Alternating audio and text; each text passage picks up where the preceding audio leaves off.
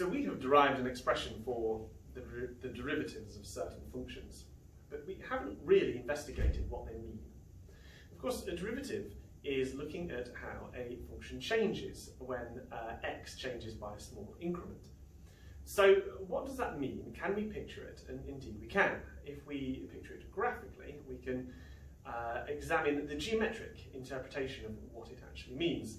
Before I begin, I just want to write the trigonometric machinery, SOHCAHTOA, on the board, just so that for a right angle triangle you can see the relationship between two of the sides and an angle. And this is going to be important in a minute when we look at the tan function in this. Now imagine this, imagine we have a graph. This is y and it is x, and on this graph we have some function that is y is f of x. That could be anything, y equals x squared, y equals 3x cubed, whatever you like, it doesn't matter. And we're considering this point here. Now this point is at a distance x away from some arbitrary point, the origin. And where it is in y at that point depends on that function. So this height here on y is y equals f of x. But I want to know how this is changing. I want to know if I reposition a small distance in x, what sort of change in y do I get? So I need to consider a new point in the neighbourhood of the original x. So let's take this point just here. You can see I've shifted just a small way along the function, and I want to see how different it is. So how different is this? Well, this difference is a small difference in x. That distance there. A small difference in x. Write it a bit bigger, small difference in x. There we go. And what about this here? Well, where is it now? Well, y plus a small increment of y is equal to f of x plus a small interval of x. Now if we examine this here, that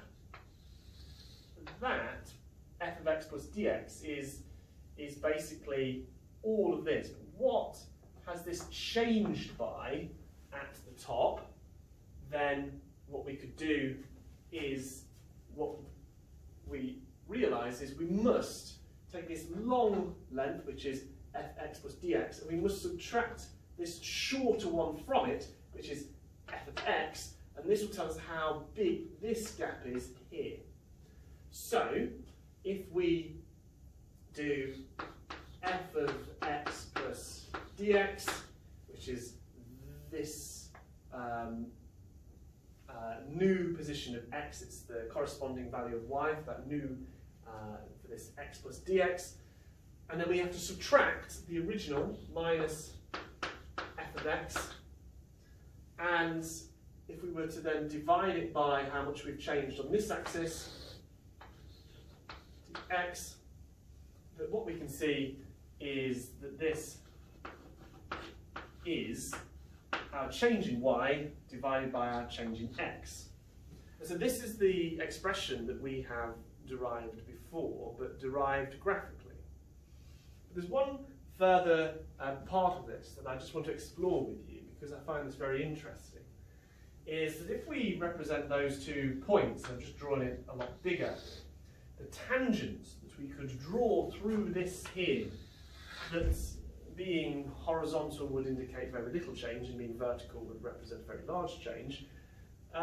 What do we know about this tangent? Well, if we were to draw the angle here, then what we could use is SOHCAHTOA to tell us about the angle here, and therefore the magnitude of the change. So tan of the angle is equal to the opposite, which is that, which is f of x plus dx minus f of x divided by the adjacent, which is that, which is dx. And so there we have it, that the derivative is actually equal to the tan of the angle of the tangent. That is why tan is called tan. It is the tangent. And you can see that the derivative is equal to the tan of the angle.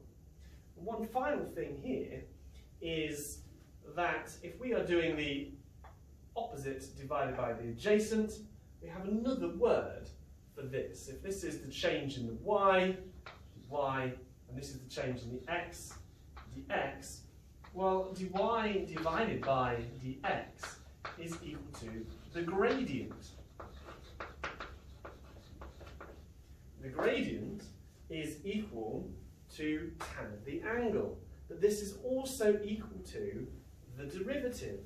And so that is what the derivative actually means.